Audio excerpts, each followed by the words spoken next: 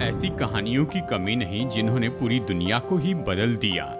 लोग जो छोटी परिस्थिति में पैदा हुए, बुरी स्थितियों से बाहर आए, अनपेक्षित परिस्थितियों से, वो तो अनजान थे।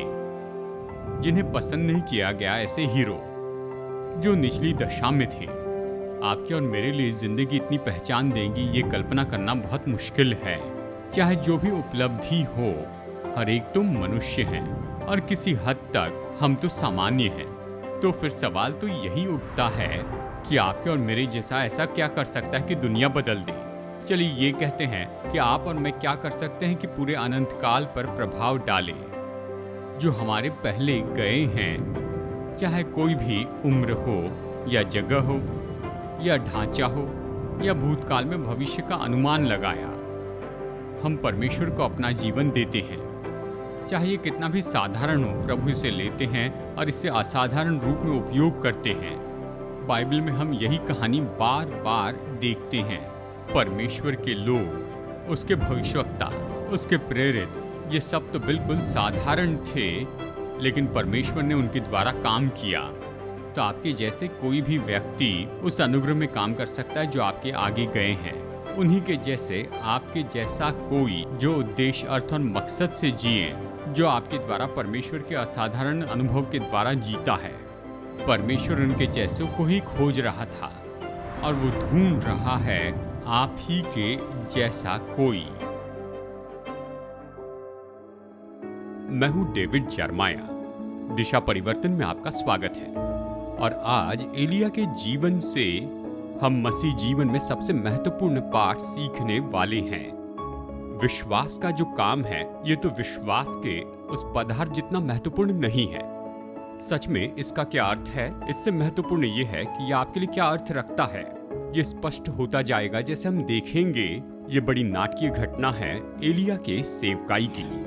मैंने संदेशों के वर्तमान की सीरीज का नाम रखा है आप ही के जैसा कोई, कि ये बताऊं कि कैसे परमेश्वर ने साधारण मनुष्य एलिया को बुलाया था कि असाधारण काम करे। और परमेश्वर आज साधारण स्त्री और पुरुषों के साथ में यही तो करना चाहते हैं कि हमें तैयार करें कि हम उसके लिए खड़े रहें ऐसे मुश्किल के संसार में। एलिया ने यही किया जब वो इस्राएल के झूठे नबियों के सामने खड़े रहा। और इसलिए आज के संदेश का शीर्षक मैंने रखा है संसार के विरुद्ध में एक मनुष्य। आप इस सामर्थ्य उदाहरण को चूकना नहीं चाहेंगे कि प्रभु कैसे अपने लोगों का उपयोग करते हैं जो उसके लिए विश्वास योग्य हैं। आज हम इसे ही देखेंगे इस एडिशन दिशा परिवर्तन में। दिशा परिवर्तन देखने के लिए धन्यवाद। तो आइए डॉक्टर जर्मया से संदेश सुनते हैं संसार के विरुद्ध एक मनुष्य। आज मैं आपको बताना चाहता हूं कि जब एक मनुष्य पूरे देश के विरुद्ध में खड़े रहा तो क्या हुआ, और उसने मांग की कि वो चुनाव कर ले और बाढ़े के इस पार आ जाए। और उसने मांग की कि उन सारी गलत चीजों को फेंक दे जो सच्चे परमेश्वर की नहीं है। आज मैं एलिया भविष्यवक्ता के जीवन में निर्णय लेने के उस पल के बारे में आपको बताना चाहता हूं। जैसे आप जानते हैं, परमेश्वर एलिया को तैयार कर रहे थे उस दिन से जब उसने आहाब के सामने उसे खड़े रहने के लिए कहा था और भविष्यवाणी करने के लिए कहा कि 3.5 साल तक कोई वर्षा नहीं होगी। और जब ऐसा हुआ और जब ये संदेश दिया गया और ये जान लिया गया कि ये संदेश तो पूरा होगा, तो आप कल्पना कर सकते हैं कि एलिया तो सभी लोगों के लिए दुश्मन बन गया। और परमेश्वर ने उसे लेकर करीत नाले के पास में छिपा दिया और वहां उसे बचाए रखा। सुबह और शाम के समय कौवे आकर उसे भोजन देते थे और वो उस नाले का पानी पिया करता था। और फिर वो नाला सूख गया और प्रभु उसे सारपत की विधवा के पास में लेकर चले गए और उसने परमेश्वर की सामर्थ के द्वारा उसे भोजन दिया। और उसने वो पहला पुनरुत्थान किया जो बाइबल में लिखा गया है, और उसने उस विधवा के बेटे को जीवित किया। ये सब तो उस तैयारी का भाग था जो परमेश्वर एलिया के जीवन में कर रहे थे उस पल के लिए जिसे आज हम देखने वाले हैं। अब एलिया तैयार हो गया था कि परमेश्वर के लिए पहाड़ पर खड़े हो जाए, कि भरोसे से प्रार्थना करे। वो जानता था कि प्रभु उसकी प्रार्थना सुनते हैं और वो जानता था उसके परमेश्वर प्रार्थना का उत्तर देते हैं। वचन 17 में देखिए, ये कहता है, एलिया को देखते ही आहाब ने कहा, यानी अहाब राजा ने उससे कहा, हे इस्राएल के सताने वाले, क्या तू ही है? यानी देखिए, उस देश में जितनी भी परेशानी आई उसके लिए एलिया को जिम्मेदार ठहराया। और एलिया ने कहा, मैंने इस्राएल को कष्ट नहीं दिया परंतु तू ही ने दिया और तेरे पिता के घराने ने दिया है। क्योंकि तुम यहोवा की आज्ञाओं को टालकर बाल देवताओं की उपासना करने लगे। अब दूत भेजकर सारे इस्राएल को और बाल के 450 नबियों को और आशेरा के 400 नबियों को जो इसबेल के मेज पर से खाते हैं मेरे पास करमेल पर इकट्ठा कर ले, यानी सबको वहां पर बुला और पूरे देश को वहां बुला ले। हम उस पर्वत पर फैसला करेंगे। तो करमेल पर्वत के लिए बुलाहट जाती है। वचन 20 से, तब आहाब ने सारे इस्राएलियों को बुला भेजा और नबियों को करमेल पर्वत पर इकट्ठा किया। अब चलिए करमेल पर्वत के बारे में बताऊं। ये दिलचस्प है। समुद्र सतह से ये 1800 फीट ऊंचा है और ये भूमध्य समुद्र के पास में ही है और ये तो सीमा पर है इस्राएल और फिनिशिया के। याद रखिए यहजबेल सिदोनिया की थी, वो तो फिनिशिया के देश से आई थी। तो देखिए ये जगह जो यहाँ पर है ये तो पहाड़ की चोटी पर है, यानी ये तो उस सीमा में है जहाँ पर यहजबेल की सीमा है और यहोवा की सीमा है। यानी ये तो सिदोनियों की सीमा और इस्राएल की सीमा के बीच में है। ये तो बाल की भूमि और परमेश्वर की भूमि के बीच है। इन दोनों क्षेत्रों के बीच का ये पहाड़ है। ये तो बिल्कुल इस घटना के लिए तैयार था। और जैसे वो पहाड़ पर चढ़ रहे थे, ये आशा कर रहे थे कि ये उनकी भूख का बिल्कुल आखिरी दिन है, ये उनकी प्यास का अंत और शायद अभी यहाँ पर फिर से बारिश हो। हजारों लोग उस पहाड़ पर चढ़ रहे थे और इस सारे सीन को देखने के लिए अच्छी जगह पर खड़े थे। मतलब कल्पना कीजिए, जगह के लिए लड़ रहे थे कि वो एलिया को और भविष्यवक्ता को देखना चाहते थे और राजा को भी। और फिर राजा के लिए नरसिंगे फूंके गए और एलिया अपने दासों के कंधों पर विराजमान होकर वहां आया। वो उसे सबके सामने लेकर आए और फिर अचानक कहीं से तो भी एलिया आता है। वो तो अकेला था। वो वहां पहुंचता है। कोई नहीं जानता था क्या कहे और क्या करें, और सच कहूं को एलिया के पास में आना भी नहीं चाहता था क्योंकि वो सामर्थी था। ये लोग हैरान थे और वो नहीं जानते थे कि उसके बारे में क्या सोचे, तो शायद वो उससे दूर ही रहे थे। और मैं सोचता हूं कि कुछ समय के लिए सब लोग चुप बैठे थे और सब लोग देख रहे थे। और आखिरकार एलिया और आहाब एक साथ खड़े होते हैं करमेल पर्वत की चोटी पर और चुनौती सामने रखी जाती है वचन 21 में। और एलिया सब लोगों के पास आकर कहने लगा, तुम कब तक दो विचारों में लटके रहोगे? यदि यहोवा परमेश्वर हो तो उसके पीछे हो लो, यदि बाल हो तो उसके पीछे हो लो। लोगों ने उसके उत्तर में एक भी बात नहीं कही। एलिया के संदेश तो सामान्य रूप में बड़े नहीं होते थे, पर जो मुद्दा होता था, यानी उसे जो कहना था उसने कहकर सामने ला लिया। और वो लोगों को चुनौती देता है कि सीमा के भीतर आए। वो कहता है अगर बाल ईश्वर है तो उसके पीछे चलो, अगर परमेश्वर है तो उसके पीछे चलो। दो दृष्टिकोण के बीच में लड़खड़ाना बंद करो। अब वो लड़खड़ाना शब्द कहता है तो इब्रानी शब्द आया है जो लंगड़े व्यक्ति के बारे में बताता है। वो कहता है दो दृष्टिकोण के बीच में लड़खड़ाना बंद कर दो। जैसे मानो एक पैर में रेसिंग के जूते पहने और दूसरे पैर में स्की बूट। जब आप दो स्वामी को प्रसन्न करना चाहते तो कुछ भी नहीं कर पाएंगे, यानी एक पैर तो आज्ञाकारिता में है और दूसरा पैर तो बंधन के गड्ढे में है। और एलिया एक बात जानना चाहता था कि कब तक तुम दो दृष्टिकोणों के बीच में डगमगाते रहोगे। एलिया के लिए लोगों का जो प्रत्युत्तर था यह उनके दिल की सही दशा दर्शाता है। बाइबल कहती है कि लोगों ने उसके उत्तर में एक भी बात नहीं कही। वो वही कर रहे थे जैसे कि आज बहुत से लोग करने की कोशिश करते हैं। वो सीमा पर बैठे थे। वो दो ईश्वरों की सेवा करते थे। उन्हें बाल भी चाहिए था और यहोवा भी चाहिए था, लेकिन परमेश्वर का वचन इसके लिए सहमत नहीं होता है। मत्ती में हम पढ़ते हैं कोई मनुष्य दो स्वामियों की सेवा नहीं कर सकता, क्योंकि वो एक से बैर और दूसरे से प्रेम रखेगा या एक से मिला रहेगा और दूसरे को तुच्छ जानेगा। तुम परमेश्वर और धन दोनों की सेवा नहीं कर सकते। हम उसकी आराधना करते हैं, जी हाँ ये सच है, पर हम दूसरी चीजों की भी आराधना करते हैं, यानी सफलता और आर्थिक उपलब्धि और विख्यात होना। अब चाहे जो भी नाम रखें, हम उन झूठे बातों से भर जाते हैं और सच्चे परमेश्वर से उसकी तुलना करते हैं, यहोवा से। तो देखिए यहां पर जो संदर्भ है ये शुरू होता है। एलिया तो झूठे बाल के नबियों को हमेशा के लिए नाश करना चाहता था। वो केवल पहाड़ पर जीतना नहीं चाहता था, वो इस्राएल से बाल को ही नाश करना चाहता था। और ऐसा करने के लिए उसने इस्राएलियों को इस तरह से सलाह दी। दो पशुओं को वहां पर मारना था और वेदी पर रखना था और आग नहीं लगानी थी। एलिया को अपने परमेश्वर को पुकारना था, बाल के 450 नबियों को पुकारना था और जो भी आग से उत्तर दे वही सच्चा परमेश्वर माना जाना था। इस्राएल के परमेश्वर के विरुद्ध में यहाँ पर बाल था और अब हंगामा शुरू होने वाला था। करमेल पर्वत पर हंगामा शुरू होता है। अब एलिया लोगों से हटकर झूठे नबियों से बातें करता और देखिए उसने उनसे इस तरह से कहा। और एलिया ने बाल के नबियों से कहा, तुम पहले एक पशु चुनकर तैयार कर लो, क्योंकि तुम तो बहुत हो। तुम अपने देवता से प्रार्थना करना परंतु आग न लगाना। तब उन्होंने उस पशु को जो उन्हें दिया गया था लेकर तैयार किया और भोर से लेकर दोपहर तक वो बाल से प्रार्थना करने लगे, हे बाल हमारी सुन। परंतु कोई शब्द और न कोई उत्तर देने वाला हुआ और तब वे अपनी बनाई हुई वेदी पर उछलने कूदने लगे। अगर आप इन वचनों को ध्यान से पढ़ें, आप पाएंगे कि एलिया तो अच्छे खिलाड़ी के जैसे व्यवहार करता है। वो बाल के नबियों को हर एक लाभ देता है। वो केवल संख्या में ही ज्यादा नहीं थे, यानी एक के विरुद्ध में 450, लेकिन फिर भी एलिया उन्हें पहले जाने देता है।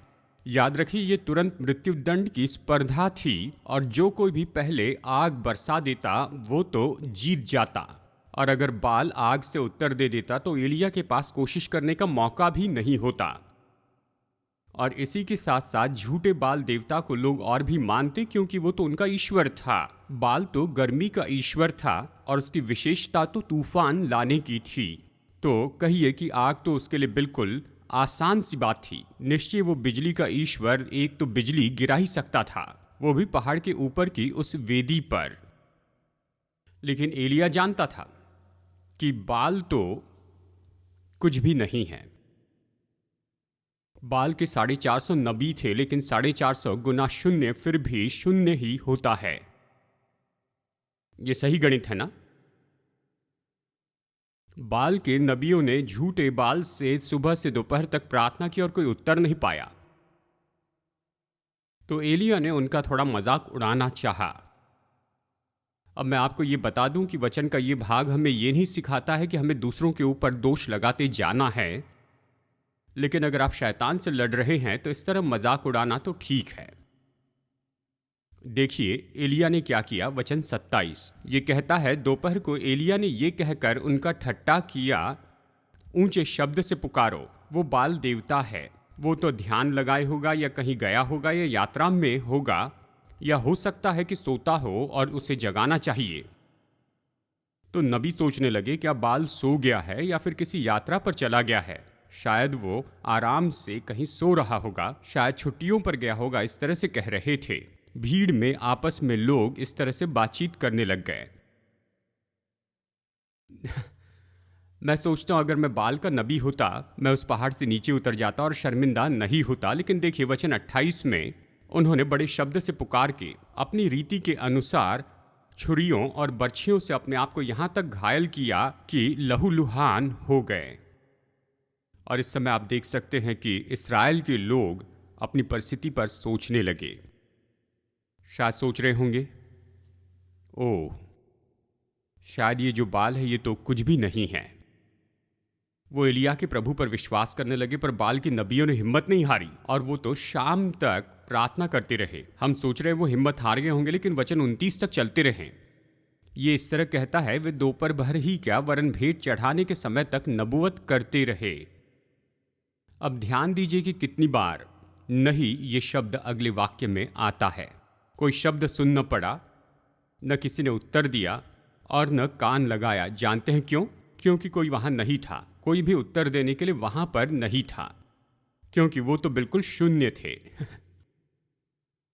तो फिर समय खत्म हुआ और बाल के झूठे नबियों को कोई उत्तर नहीं मिला। तो चलिए आधे समय की रिपोर्ट में बताता हूं। उन्होंने कुछ नहीं किया था, फील्ड गोल भी नहीं किया, न कोई सुरक्षा थी और वो तो पूरी तरह से हारने पर थे। जिप। और फिर अब एलिया की बारी आई। मुझे ये मनुष्य पसंद है। वो स्पर्धा को खत्म करने वाला था इस तरह से कि कोई भी संदेह न कर सके कि परमेश्वर ने इसे किया है। करमेल पर्वत के लिए बुलाहट, वचन 18 से 20, फिर उसके बाद चुनौती, प्रतियोगिता और फिर हंगामा। और अब हम निष्कर्ष पर आते हैं। अब निष्कर्ष में एक छोटा सा तैयारी का भाग है। वचन 30 से मुझे वचन का ये भाग पढ़ना होगा। तब एलिय्याह ने सब लोगों से कहा, मेरे निकट आओ, और सब लोग उसके निकट आए। तब उसने यहोवा की वेदी को जो गिराई गई थी मरम्मत की। फिर एलिय्याह ने याकूब के पुत्रों की गिनती के अनुसार जिसके पास यहोवा का ये वचन आया था, उसने कहा, तेरा नाम इस्राएल होगा, और उन पत्थरों से यहोवा के नाम की एक वेदी बनाई। फिर उसने चारों ओर इतना बड़ा एक गड्ढा खोद दिया कि उसमें 2 सआ बीज समा सके। तब उसने वेदी पर लकड़ी को सजाया, पशु के टुकड़े टुकड़े काटकर लकड़ी पर रखा और कहा, 4 घड़े पानी भर के होम बलि पशु और लकड़ी पर उंडेल दो। तब उसने कहा, दूसरी बार वैसा ही करो। तब लोगों ने दूसरी बार वैसे ही किया। फिर उसने कहा, तीसरी बार करो। तब लोगों ने तीसरी बार किया। जल वेदी के चारों ओर से बह गया और गड्ढे को भी उसने जल से भर दिया। एलिय्याह निश्चित करना चाहता था कि जब आग बरसेगी तो कोई ये न कहे कि वेदी के नीचे कुछ रखा गया था और उसी के कारण ये आग लगी है। तो वो हर एक संभावना दूर करना चाहता था कि लोग ये न कहे कि ये आग परमेश्वर ने नहीं भेजी है। एलिय्याह ने लकड़ी के ऊपर 12 बकेट यानी 12 घड़े पानी उंडेल दिया, और इसके कारण होम बलि और लकड़ी पूरी तरह से भीग गई और पानी गड्ढे में इतना भर गया कि बाहर बहने लगा। अब प्रार्थना का समय था, और प्रार्थना के बारे में वचन 36 और 37 में बताया गया। फिर भेंट चढ़ाने के समय एलिय्याह नबी समीप जाकर कहने लगा, यानी एलिय्याह वहां पर आकर ये कहता है, ये उसकी प्रार्थना है, हे अब्राहम, इसहाक और इस्राएल के परमेश्वर, आज ये प्रकट करके इस्राएल में तू ही परमेश्वर है और मैं तेरा दास हूँ, और मैंने ये सब काम तुझसे वचन पाकर किए हैं। हे यहोवा, मेरी सुन, कि लोग जान ले कि हे यहोवा, तू ही परमेश्वर है और तू ही उनका मन लौटा लाता है, कहता है। कितनी सामर्थी प्रार्थना। मैं कल्पना करता हूं कि सभी लोग एलिय्याह की ओर देखने लगे होंगे। वो वहां पर खड़ा है और प्रार्थना करता है कि प्रभु अग्नि बरसा और दिखा कि सच में परमेश्वर कौन है। अब उसमें और बाल के नबियों के बीच का फर्क तो ये है, बाल के नबियों ने 6 घंटे तक प्रार्थना की थी। वो तो खुद को घायल कर रहे थे और व्याकुलता के कारण कूद रहे थे कि उनका ईश्वर उन्हें उत्तर दे। एलिय्याह ने प्रार्थना की और ये तो बहुत ही सरल प्रार्थना थी। 63 शब्दों में केवल 30 सेकंड में प्रार्थना की होगी। प्रार्थना की सामर्थ प्रार्थना में नहीं होती, लेकिन उस परमेश्वर में होती है जिससे ये की जाती है। ज्यादा शब्द कहने नहीं पड़े, वो जिससे प्रार्थना कर रहा था उस प्रभु को जानता था। तैयारी और प्रार्थना देख लिए, तो अब सबूत देखते हैं। तब परमेश्वर की आग आकाश से प्रकट हुई और होम बलि की लकड़ी और पत्थरों और धूलि समेत भस्म कर दिया और गड्ढे में का जल भी सुखा दिया। मुझे आखिरी भाग पसंद है कि गड्ढे में का जल भी सुखा दिया। इब्रानियों का लेखक कहता है, क्योंकि हमारा परमेश्वर भस्म करने वाली आग है। और फिर उसके बाद में स्तुति देखते हैं। वचन 39 में ये देखकर सब लोग मुंह के बल गिर कर बोले, यहोवा ही परमेश्वर है, यहोवा ही परमेश्वर है। ये सच्ची आराधना थी। ये कूदने और चिल्लाने की आराधना नहीं थी और ना ही लहूलुहान होना था, पर यह पूरी स्तुति और सराहना की आराधना थी सर्वशक्तिमान परमेश्वर के महिमा में प्रताप के सामने।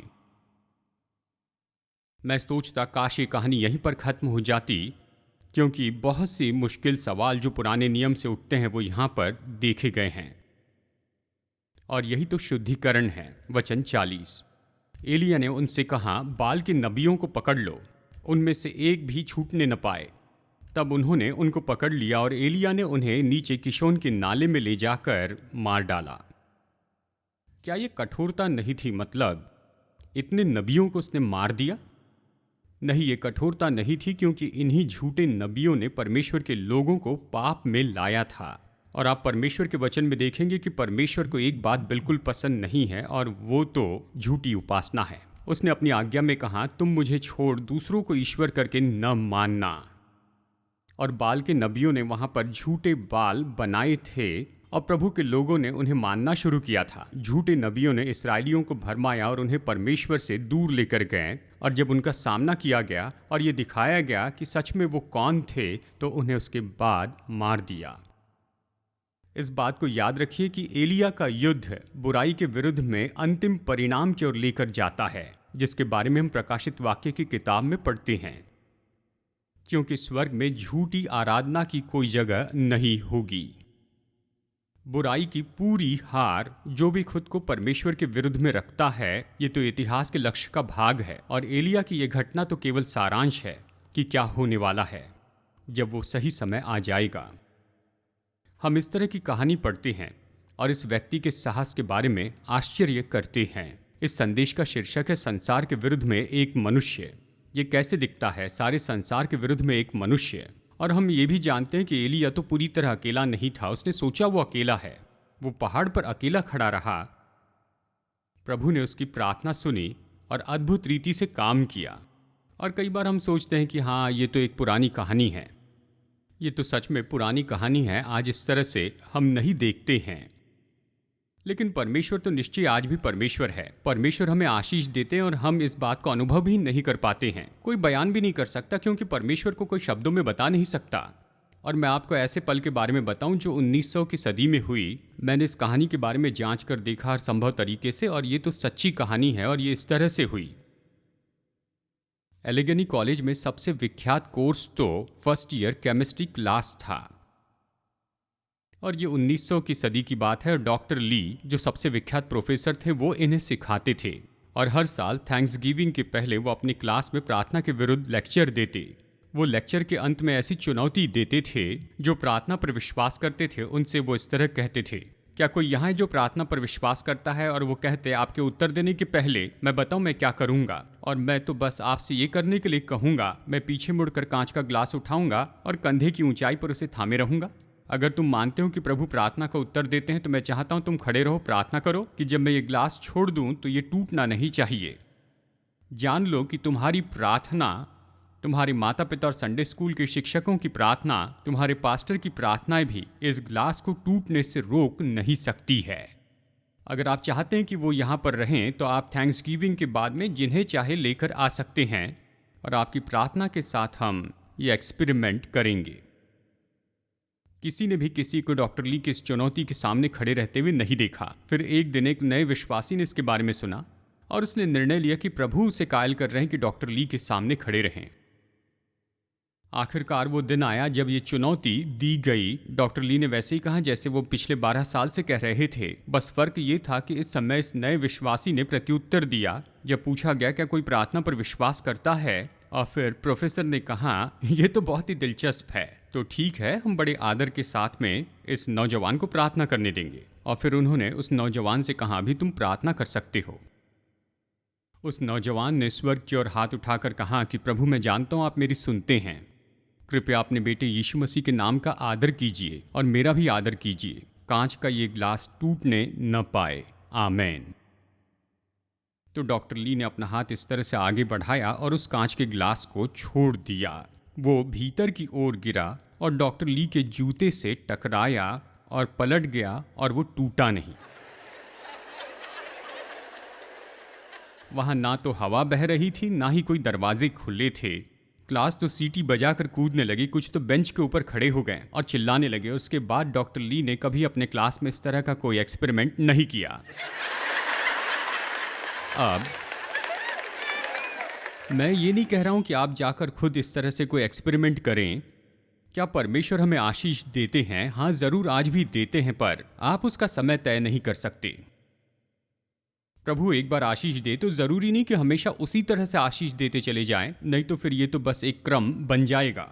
मैंने आपको ये कहानी इसलिए बताई, पास्टर के रूप में मेरे जीवन में लगभग पिछली आधी सदी में मैंने 4-5 बार अपने जीवन में इन बातों को देखा। उनके बारे में न मैं समझ पाया, ना ही बयान कर सकता हूँ, पर यही कहूँगा, परमेश्वर महान है। प्रभु महान आशीष देते हैं, जैसे कि हम इस कहानी में देख रहे हैं। हमारे परमेश्वर हैं जो असंभव काम करते हैं और उसके लिए कुछ भी कठिन नहीं है। अब संदेश खत्म होने पर है। मैं अंत में 4 विचार बताना चाहता हूं। मैं सोचता हूं कि इस कहानी से हम इन्हें सीख सकते हैं। उनमें पहला तो ये है, यह हमें सिखाती है कि सारी आस्थाएं एक जैसी नहीं हैं। मुझे पता नहीं ये कहां से आया, लेकिन ये बात तो सच नहीं है। स्वर्ग में जाने के बहुत से मार्ग नहीं, बस एक ही मार्ग है। यीशु ने कहा, मार्ग और सत्य और जीवन मैं ही हूं, बिना मेरे द्वारा कोई पिता के पास नहीं पहुंच सकता। करमेल के पर्वत पर उस दिन बड़ा निर्णय लिया गया। अगर झूठे बाल पर विश्वास करते हैं तो आप गलत हैं, अगर यहोवा पर विश्वास करते हैं तो आप सही हैं। बाइबल कहती है ऐसा मार्ग है जो मनुष्य को ठीक जान पड़ता है, परंतु उसके अंत में मृत्यु ही मिलती है। कोई आपको ये न बताए कि आप जो विश्वास करते हैं उससे कोई फर्क नहीं पड़ता। सच्ची झूठी आस्थाएं एक जैसी है, ये सच नहीं है। अगर आप इस पर विश्वास करें तो आप बहकाए जाएंगे। नंबर 2, ये कहानी हमें सिखाती है कि क्रिया और जोश हमेशा आत्मिकता के चिन्ह नहीं होते हैं। मतलब देखिए, बाल के झूठे नबी तो उछल कूद कर रहे थे, क्रिया कर रहे थे, वो जो भी जानते थे सबकी कोशिश की, क्योंकि कई बार लोग कहते हैं कि खैर वो ईमानदार दिखाई दे रहे हैं, वो बहुत ईमानदार दिखाई दे रहे हैं। क्या आप जानते हैं आप ईमानदारी से गलत हो सकते हैं? करमेल पर्वत ये साबित करता है। नंबर 3, विश्वास की क्रिया सबसे महत्वपूर्ण बात नहीं है। विश्वास महत्वपूर्ण बात नहीं है। हाँ, ये महत्वपूर्ण है, लेकिन सबसे महत्वपूर्ण नहीं। आप क्या विश्वास करते हैं ये सबसे महत्वपूर्ण है। झूठे बाल के पीछे चलने वाले लोगों में विश्वास था, वो जीवन भर इसकी उपासना करते रहे, उस पर उन्होंने विश्वास किया, वो बाल पर विश्वास करते थे, लेकिन उनका विश्वास बेकार था, क्योंकि जिस पर विश्वास करते थे वो गलत था।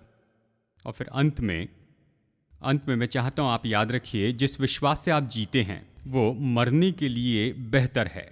दूसरे शब्दों में कहें तो अगर आपका विश्वास आपके संकट में आपको आशा नहीं देता है तो वो मूल्यवान नहीं है। एलिया ने अपना विश्वास बढ़ाया, उस झरने की शांति में विधवा के घर में उसे मजबूत किया, और वो जंगल में चलता गया, प्रभु पर भरोसा किया, और जब बड़े पल में विश्वास की ज़रूरत थी तो वो आ गया। आज मैं आपसे यही सवाल पूछना चाहता हूँ। आप कहते हैं आप में विश्वास है, लेकिन क्या आपको लगता है कि आपका ये विश्वास उस समय काफ़ी होगा जब आप अनंत काल के द्वार पर होंगे? बहन, क्या आप भरोसा रखती हैं? क्या आप अपने दिल में जानती हैं कि आप जो हृदय में विश्वास करती हैं वो केवल आपको यहाँ से मृत्यु में ले जाएगा और मृत्यु से स्वर्ग में? अगर आपका विश्वास सही विश्वास नहीं है, यानी ऐसा विश्वास जो संकट में आपकी मदद करें, जो आपके जीवन के अंत में आपकी मदद करें, अगर ऐसा नहीं तो ये बाइबल का विश्वास नहीं। क्योंकि बाइबल का विश्वास तो उस परमेश्वर पर विश्वास करना है जो आपको अनंत जीवन देते हैं, जिसमें कभी कोई रुकावट नहीं आ सकती। अगर आज आप यीशु मसीह को अपना उद्धारकर्ता नहीं जानते हैं तो कितना अद्भुत अवसर परमेश्वर ने आपको दिया कि आप ये संदेश सुन सकें। और आपको याद दिला दूं कि आज आप इस निर्णय के पहाड़ पर खड़े रह सकते हैं कि आप परमेश्वर के लिए जिएंगे, उसके पीछे चलेंगे, या फिर संसार की चीज़ों के लिए जिएंगे जो आप जीवन में पाना चाहते हैं। हम सब के लिए इस संदेश के द्वारा यही तो चुनौती है। आशा करता हूं हम इसे सुनेंगे।